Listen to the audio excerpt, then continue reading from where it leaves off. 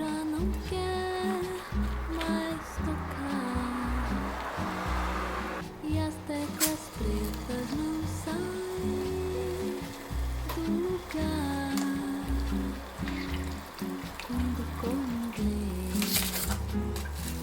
você pro xadrez, você não tem mais onde ficar.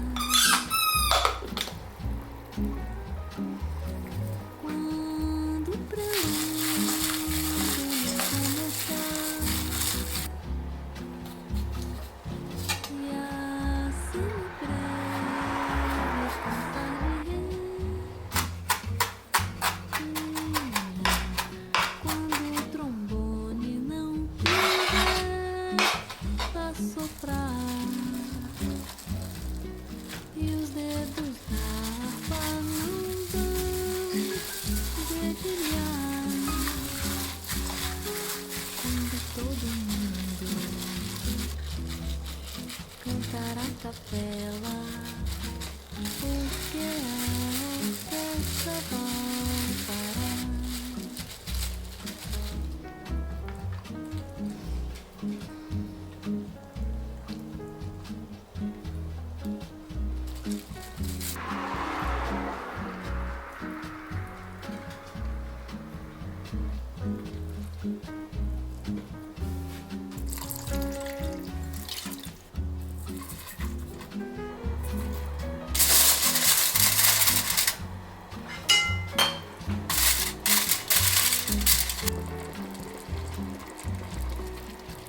parar.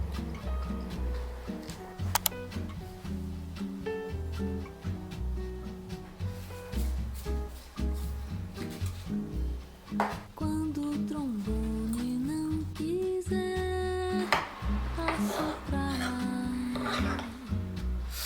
e os dedos da harpa não vão dedilhar, quando todo mundo cantar a capela, porque a orquestra vai parar. Quando o prelúdio nem começar